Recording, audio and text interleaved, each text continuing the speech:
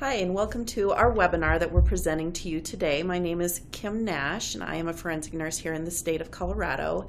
Today we're going to be talking about anonymous reporting for sexual assault victims in the state of Colorado. This webinar is geared towards both medical as well as law enforcement, and we hope that you find it to be helpful. I am the Colorado Sane Safe Project trainer. I also am a forensic nurse at Memorial Hospital, University of Colorado Health in Colorado Springs. And today I'm joined by Detective Sergeant John Koch. John, would you mind introducing yourself? Sure. My name is John Koch. I'm a detective sergeant with the Colorado Springs Police Department. I'm currently assigned to the Special Victims Section, working in the Domestic Violence and Adult Sexual Assault Unit. Our unit handles all adult sexual assault cases and felony persons crime domestic violence cases that occur in the state of Colorado.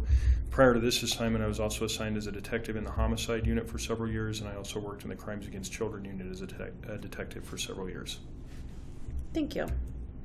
So today we're going to start off by talking about the medical professional side with reporting options for victims of sexual assault in Colorado, and then Sergeant Koch is going to follow up with the law enforcement's approach as well. So hopefully those of you joining us find it helpful. We do want to just point out that these are our experiences here in Colorado Springs. The forensic nurses at Memorial Hospital work really closely, and we work really well with Colorado Springs Police Department. We do know that we are all coming from different communities, which means we're going to have different strengths and weaknesses. So just because what we're talking about today works for us, it may not all necessarily work for you. In addition, those of you who are law enforcement agents may not have access to sane, trained facilities or nurses, and that's going to be a bit of an obstacle for you too if you're working with medical professionals who are not as familiar or comfortable with the laws and the medical care that is specialized for these victims. From a law enforcement perspective, we would just like to point out that every agency will have its own policies and ways of handling certain situations. So while this is something the Colorado Springs Police Department uses in investigating our cases and medically reported and anonymously reported sexual assaults, we encourage each agency in Colorado to develop its own policies and procedures for how they will address those situations. We also need to point out that today's purpose and intent of the education is for those victims or patients who fall in our adolescent and adult ages. That means typically if you're looking at your facility policies from a medical facility standpoint, these reporting options are going to be for your patients who are 18 years old or older, because anybody under the age of 18, you're going to fall into your child abuse mandatory reporting obligations. And then due to new elder legislation in the state of Colorado, the anonymous reporting option is not available for those persons who are age 70 or older. So we are going to briefly talk about all three reporting options, but we are going to focus mostly on the anonymous report. And now in the state of Colorado, we have three reporting options for victims of sexual assault. Number one is a law enforcement or a traditional report. Number two is a medical report. And the third option is an anonymous report. And we're going to talk about each of those in a little more detail. So first, the law enforcement report. This is the type of report that most people are familiar with. This is when a sexual assault occurs or there's a suspicion of a sexual assault and the victim wants to make a report to law enforcement.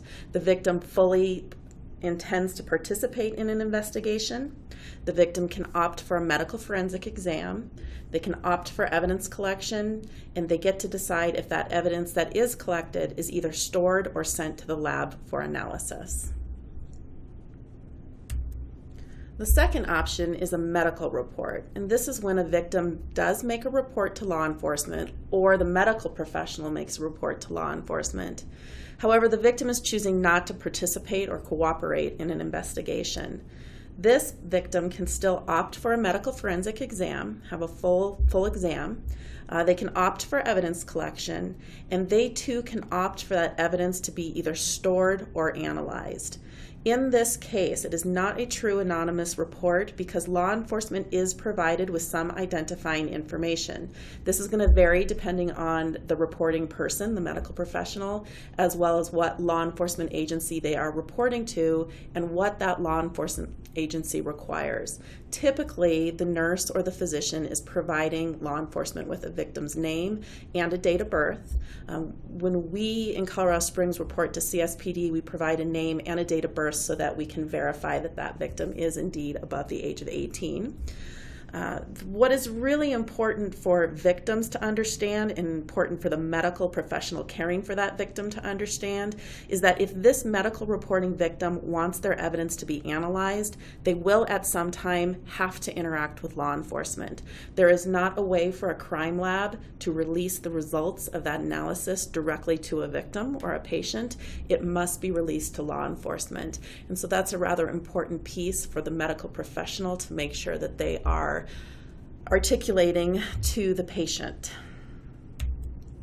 And now, thanks to Senate Bill 218, our anonymous legislation was signed into Colorado law on March 30th, 2015, and the moment it was signed, it became law. There wasn't any grace period or leeway. So this is a law that we have now.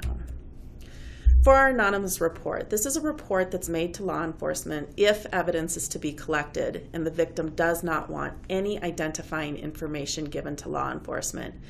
If you are a medical professional doing a sexual assault exam and your victim or your patient is outside the window of evidence collection, you don't need to contact law enforcement at all. There's no need to, because they're not going to be coming to collect or store the evidence. So in this case, your anonymous reporting patient chooses not to participate or cooperate in an investigation. They can still have a full medical forensic exam. They can choose to have evidence collected. However, the big difference with this one is evidence can only be stored. It cannot be analyzed. Under no circumstance can medical give law enforcement any victim identifying information. This would be in direct violation of the patient's rights and in direct violation of the law. This here is a reporting algorithm that we put together that is designed and intended to help the medical professional when they're presenting victims their choices. You can access this on the Sane Safe Project website, which is the same website that you went to register for this webinar, and it's under one of our handouts. In addition to this handout, we have the full Colorado Sexual Assault Evidence Collection Protocol that is accessible and downloadable for your convenience. That was just revised and released this April by a multidisciplinary group, as well as copies of the 2 consents that are in the kit, which we're going to go over in just a moment, and the new incident form. So all of those forms you can find on our website, along with other types of education. I'm not going to spend a lot of time going over this right now. Just know that this algorithm is not intended to give to patients to help them with their decision making. It's really designed to help medical professionals understand the different reporting options. If you're looking for some good education to give to patients, whether you are law enforcement or medical, or perhaps even advocates, the best website here in the state of Colorado for patient information is CCASA.org.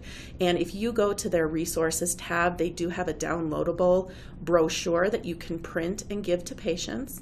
It goes over all of their options and the pros and the cons to each option. Also talks about reimbursement for some of the fees and costs that are associated with sexual assault exams, depending on the different reporting options. And it has a space, a blank space available that you can type in or print stickers and put on your local advocacy information. It's designed to be used in your communities, depending on your resources and advocacy that's available in your community. So I do want to say to those medical professionals that are listening today that even though we have 3 different reporting options for our patients, your medical exam really shouldn't differ depending on that reporting option. You're still going to do a thorough history, medical history, as well as a history of the event. You're still going to offer a thorough head-to-toe exam and assessment. You're still going to offer any injury identification and documentation in terms of body surface injury. Depending on that patient's history, you're going going to offer and do in a complete anogenital exam. For our adolescent and adult female patients, you're going to offer a speculum, an internal exam, as well as evidence collection as long as the patient's consenting. You're still going to discuss medical consequences such as pregnancy, STDs, HIV, hepatitis, injury, mental health, counseling. You're still going to do all of those no matter what option they're choosing for reporting. The two things that may differ with your exam are the way that you consent your patient. You're always going to do informed consent, but the type of consent form you're using may differ if your patient's choosing the anonymous report. And if they're choosing the anonymous report, the way that you package your evidence will differ a little bit too. So let's go over the consent form. Again, remember, if you do not have access or you have kits that you're using up in your community that are old kits and don't have this new consent form, you can get this on our website, the Sane Safe Project website. So there are two consents in the kit now. Please realize that there's never a situation where both consents would be appropriate. So when we're talking about consent forms, you're only having your patient consent one consent form. This consent form that you see in front of you is the consent form you would use if your patient was choosing the traditional law enforcement report or the medical report, because law enforcement's going to get a copy of this and there is patient identifying information. You can see at the top here is your law enforcement agency, the officer's name, case number, and a phone number, and that is a phone number to the law enforcement agency, preferably a non-emergent. So your non-emergent is a dispatch, a dispatch number. Yeah, the communications center. Once you have that information up there, there are 4 sections that your patient should be initialing. So you should have 4 sets of initials on this consent form before your patient and you sign it. The first one is basically that they are consenting to a medical forensic exam. If they don't consent to an exam, you're done. You're not going to fill any more of this out. You're not going to proceed with the exam. So initials go here saying they do consent to the exam, but they also understand that they can decline any portion of the exam. The second section that your patient should be initialing, one set of initials in this section, is their reporting decision. Are they making a report to law enforcement? Then they initial that first area. If they are choosing to do a medical report, they initial the second section. The third area that you need to address and have your patient choose which section they're going to put their initials in is the evidence analysis and release of results. So if they want their evidence sent to the crime lab, they're going to initial that top section. Yes, they consent for analysis. If they only want storage of their evidence, they do not want it analyzed at this time, they're going to initial the second area under this section. It is important to note, for those of you who are medical and may not be as familiar with law enforcement's duties, once you release that evidence to law enforcement, they have 21 days to get that evidence to a crime lab. There are 3 times when law enforcement does not have the obligation to get evidence to the crime lab. Number 1 is if a patient declines analysis and they only want storage. That would be a reason to not send it to the crime lab. Number 2 is if the kit was collected in the state of Colorado, but the crime occurred in a different state. So for instance, you have a college student in Arizona who's sexually assaulted, and she hops a plane and comes home and tells mom and dad what happened, and they bring her to your hospital, and you do the exam and you collect evidence and you release that to your local law enforcement agency. Typically that's going to be whoever is responsible for the hospital's jurisdiction. Then they're going to do what's called in most cases an outside agency assist and get that evidence to the appropriate law enforcement agency, this time not in the state of Colorado. And the third one is if it has been determined that the report was a false report. Do you want to add anything to that, John? No. Is that the 3? I got that? Okay, good. So those are your 3 times evidence isn't going to go to the crime lab. The 4th section down here can be really confusing to medical as well as law enforcement who are looking at this form. It is the withdrawal of consent form, and this simply means that the medical professional has informed the patient of what to do if they change their mind regarding analysis. A patient's initials need to be here After conversation with some of the analysts at the Colorado Bureau of Investigation, CBI, which does a lot of the kit analysis here in the state of Colorado, they will not analyze a kit if there are not initials in this section as long as the patient is 18 years or older, because of course under the age of 18 there's not going to be a good reason to withdraw analysis. So you need your patient to initial here, simply indicating that you did inform them what to do, and what they need to do is notify law enforcement. Law enforcement's the only one who can contact the lab to stop analysis. Patients may need to know, depending on the circumstance, that if they opt to contact law enforcement and try to stop analysis, but analysis has already begun, that cannot be stopped. So once it's begun, there's no going back. So now this is a new consent form. This is the second consent form that should be in the new Searchie Colorado kits. This is the anonymous consent form. And it is much more simple. You're going to put the same law enforcement information at the top, the agency, the name of the officer you're working with, the case number, as well as the law enforcement agency's phone number. Then the patient should be initialing 3 areas. 1, that they consent to the exam, 2, that they are choosing to make an anonymous report, and 3, they understand that by making an anonymous report, their evidence cannot be analyzed. And then, of course, our incident form. Now, there has been some changes to the incident form with the release in April of 2015 with the new Colorado Sexual Assault Evidence Collection Protocol. There's not a lot of changes.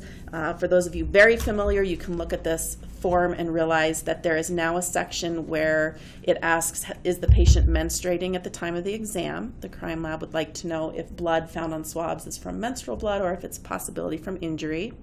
Number of assailants is now on the form. It did not used to be on there. And I think those might be the only changes. And then I'm going to briefly, before I turn it over to John, I'm going to talk about how your packaging of evidence for anonymous is going to differ.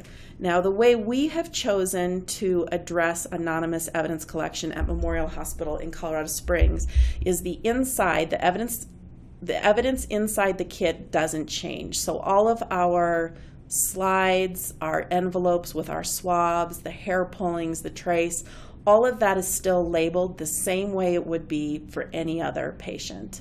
We tend to use our hospital sticker. We're going to label that with the date it was collected, the exact time it was collected, and the collector's initials. So everything inside the kit does have the patient's name on it. However, everything on the outside of the kit cannot have any patient identifying information. This means a patient's name, a date of birth, a hospital record number, anything. So it's important that you make sure that your case number is very identifiable on the front, and that where it says patient's name, you're writing in anonymous, that there's not a way for law enforcement to look at this kit and know who it belongs to.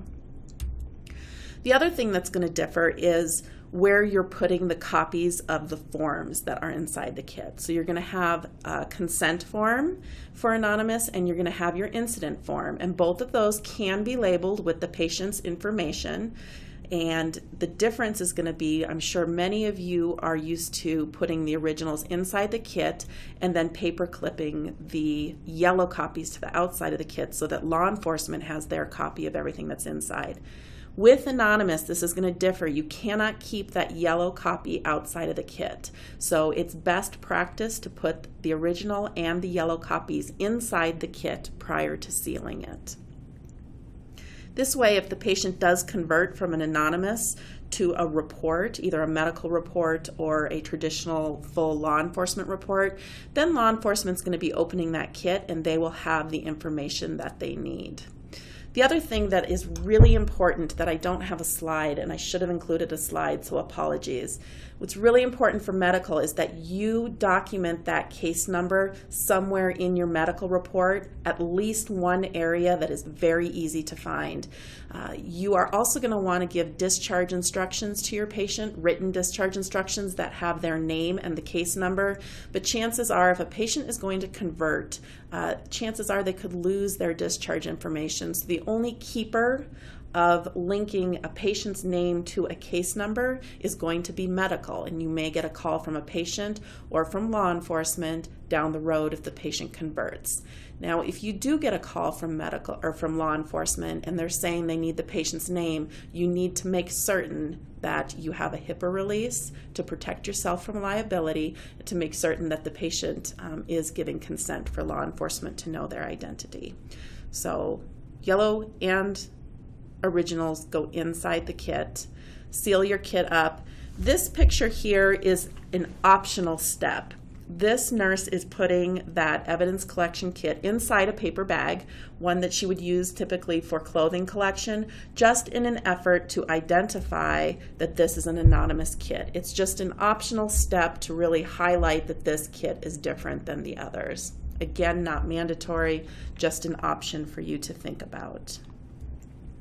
Do you have any questions for me or anything you think I missed from the medical standpoint, John? No, I think we'll cover most of the law enforcement perspective here shortly. Okay, so that was kind of a down and dirty for medical side of things. Again, your medical exam is not going to differ. You should be informing your patient of their reporting options and making sure that you're doing informed consent with those consent forms. And really your biggest difference with anonymous is you're calling law enforcement and saying, I have a patient who wants to stay anonymous, I need a case number, and your law enforcement agency is going to have to devise a way to get you a case number that does not have a patient's name associated with it. So I'm going to turn it over to Sergeant Koch now and let him talk about the law enforcement side. Okay, so now that we've covered the medical ways to report sexual assault in Colorado, we're going to cover from a law enforcement perspective what our duty as police officers entail in these separate options. In talking about that, we'll talk about the law enforcement or traditional reporting method, which is where a victim contacts a law enforcement agency or medical facility and reports the incident to law enforcement authorities for investigation. This is typically what we do as police officers and what we're used to, getting a report of a crime and going out and investigating it. So when we talk about a traditional or law enforcement reporting method, that's what we're talking about.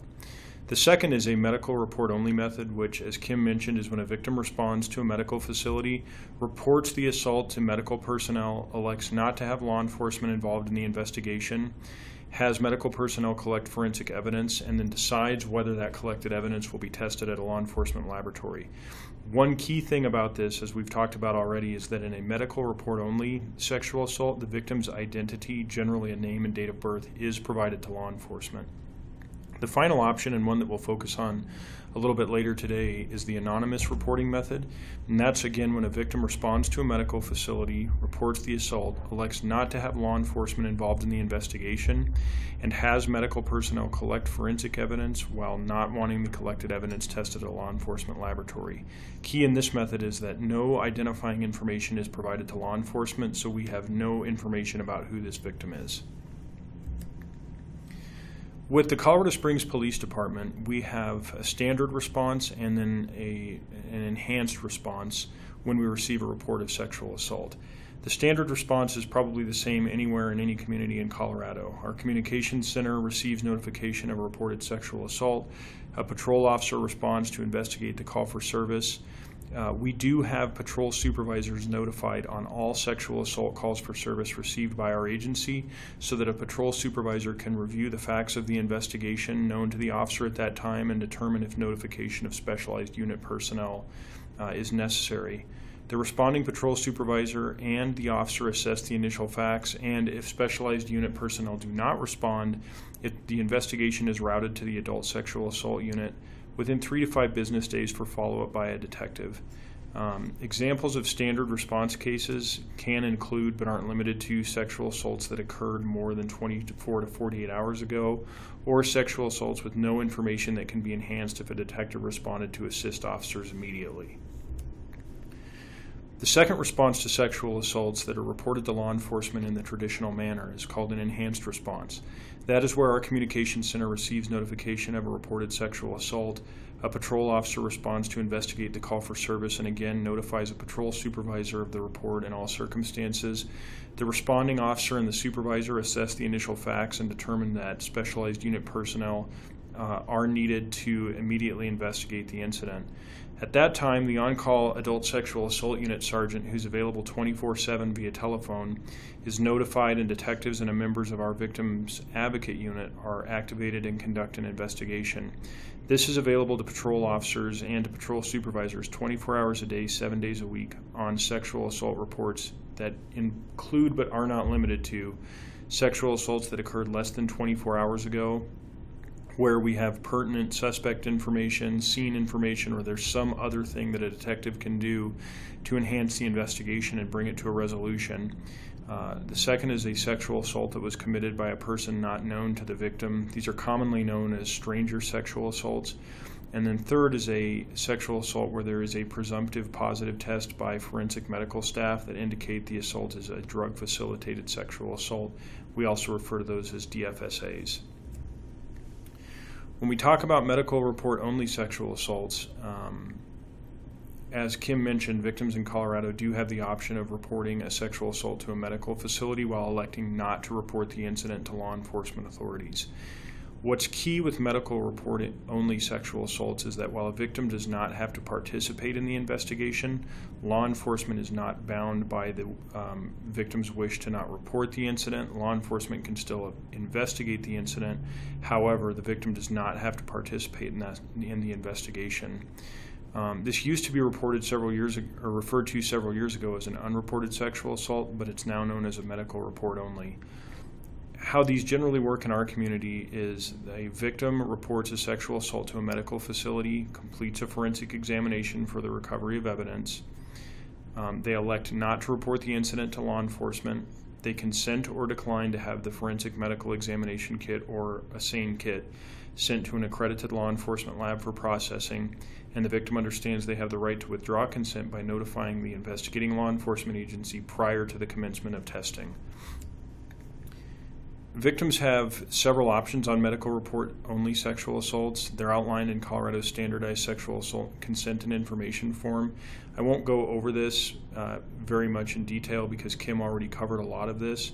Something that is important to understand is that consent to law enforcement only collecting and storing the evidence involves a requirement that we must only keep the kit for a period of at least 2 years. Now, there's no back end to that. We just have to keep those kits for at least 2 years, and each individual agency has to determine what they will do with kits collected on medical report-only sexual assaults after that 2-year time period.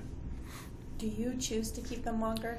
Our agency does. At this point, we've had consultations with our district attorney's office, and we keep sexual assault kits or forensic examination kits for an indefinite period of time, regardless of whether they're a standard report, an anonymous report, or a medical report only. Does that go to statutes of limitations, because those may differ? We do that largely because of statute of limitations and also because of some of the DNA laws that exist in Colorado. Because the statute of limitations on a lot of these crimes, especially with respect to DNA, go out at least 10 years, and at times, depending on the situation and the circumstances of the case, there can be an indefinite statute of limitations. We made the decision to hold on to the kits indefinitely. Thank you. So again, here you'll see the Colorado Sexual Assault Consent and Information Form. What I will tell you is that when your agency receives a medical report-only sexual assault or an anonymous report and you get this form, I highly encourage you to look over the form to make sure that the victim has initialed all the blocks indicating that yes, it is in fact a medical report only or an anonymous report sexual assault. This is really critical in medical report onlys, just to check and make sure that there wasn't some miscommunication and that actually is a sexual assault that the victim wants to report to law enforcement. So always, as a second set of eyes, just look over the paperwork that you're receiving and make sure that the information you've received is accurate. So we'll talk a little bit about anonymous reports again, and as Kim mentioned, victims in Colorado do have the option of reporting anonymously to a medical facility while electing not to report the incident to law enforcement. The victim in these cases reports the sexual assault to a medical facility and completes a forensic examination for the recovery of evidence. However, they elect to not report the incident to law enforcement personnel and elect to remain anonymous and not have their information given to law enforcement.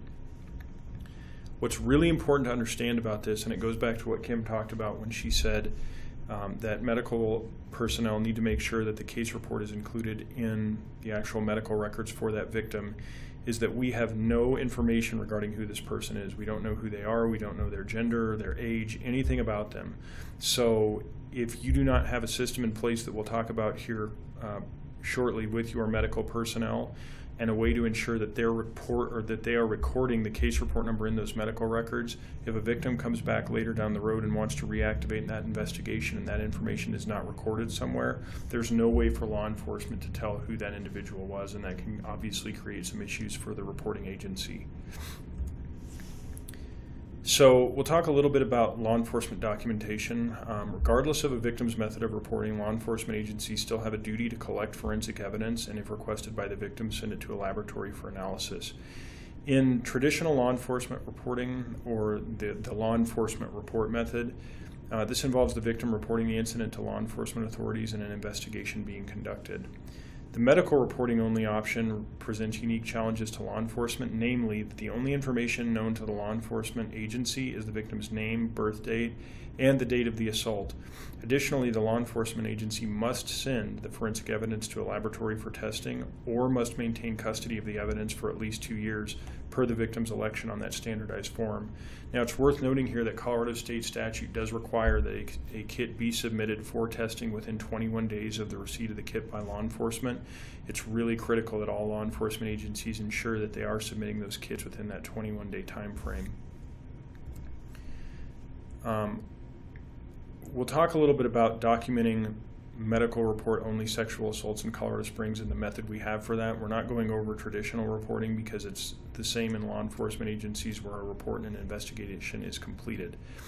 For medical report only sexual assaults in Colorado Springs, this is how we handle the documentation of that from a law enforcement perspective, and then the collection and custody of the evidence that is obtained by medical personnel.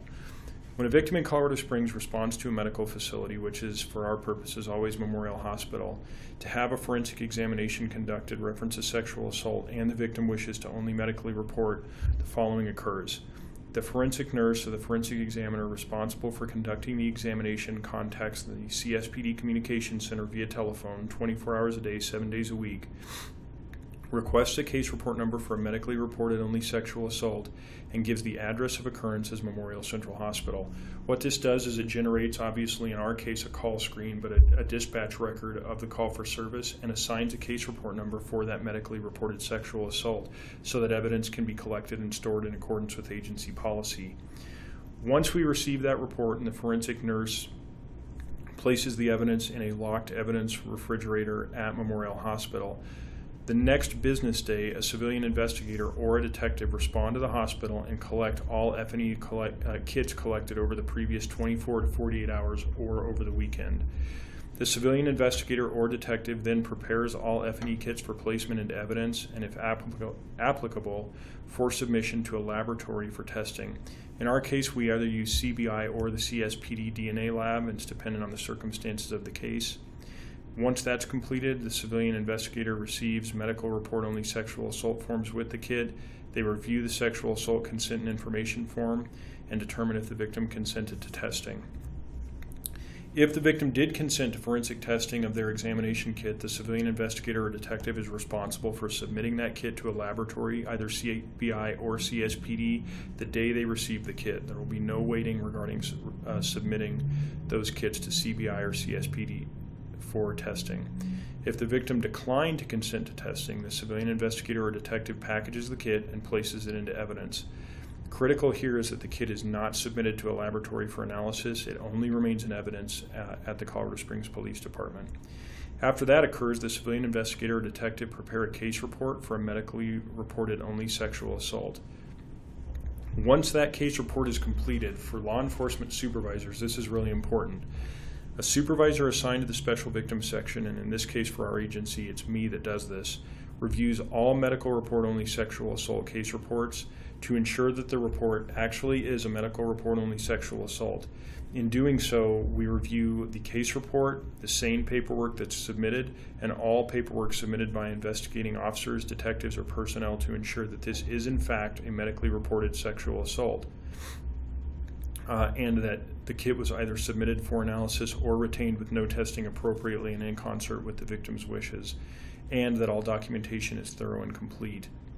If the victim later contacts CSPD and requests investigation into the incident, the case report is reactivated and investigated in the traditional manner. Now, what I will say here with regarding to reactivating investigations is that if a victim contacts CSPD and requests investigation at a later time, it is critical that you confirm in person that victim's identity. You need to make sure that you are confirming who they are, that they are the individual that reported to the medical facility. They are the same person, and then you need to get that HIPAA authorization, and you will also need an authorization in writing that you'll submit to CBI or a law enforcement laboratory stating that the victim understands that they initially did not consent to testing, but that they now consent to testing of that kit. CBI will not test a sexual assault examination kit unless they have confirmed information from the victim that they now wish to have that kit tested, so you need to make sure you go through those steps.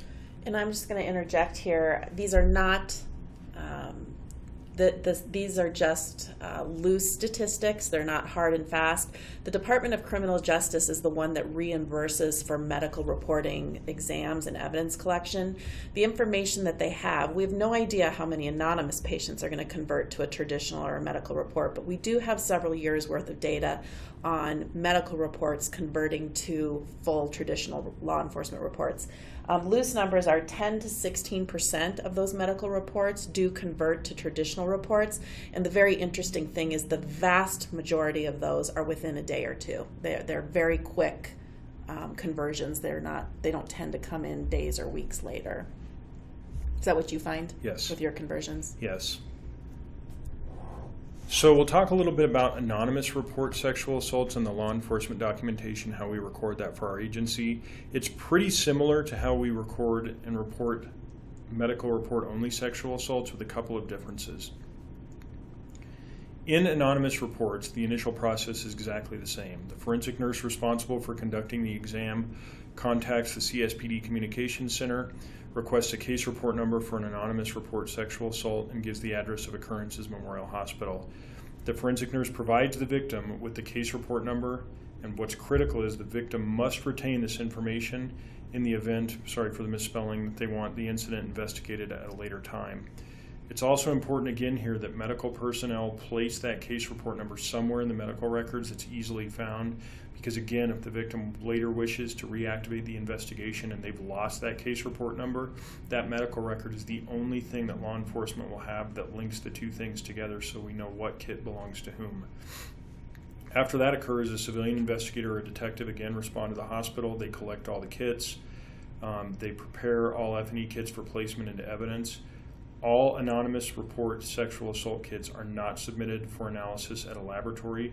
As the sexual assault was anonymously reported, we have no information on the victim, and that is a portion of anonymous reporting, is that kit will only be held at a law enforcement facility and not be submitted for testing. The only information provided to a detective or civilian investigator by hospital staff is the case report number for the offense. No victim information or other identifying information is provided to CSPD, nor do we receive a Colorado sexual assault consent information form.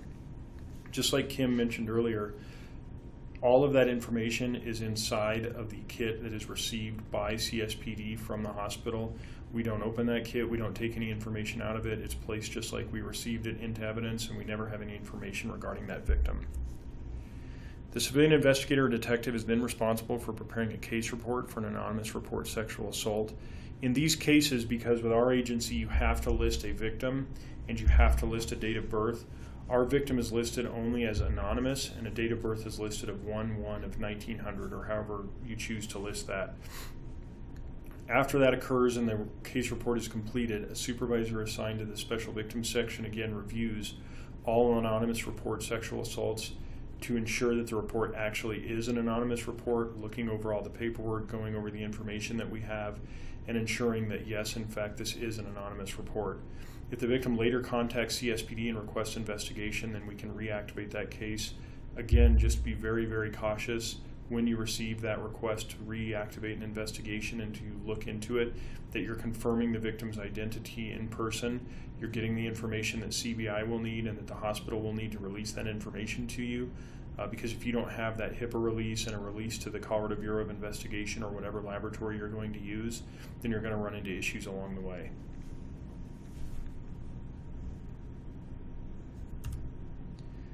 So this is just an example of a Colorado Springs Police Department medical report only, an anonymous report, sexual assault. You'll see that the offense that we have is titled as a sexual assault, sane only. This is used only in sexual assault cases for medical reports or anonymous reports. There's no statute associated with it. The reason that we did not elect to list them as sexual assaults under Colorado Revised Statute is that we know no details regarding the offenses it was reported. We're unable to determine if whatever occurred meets or does not meet the Colorado Revised Statute's definition of sexual assault, and as such, for administrative tracking purposes, an incident report is completed as a sexual assault, sane only.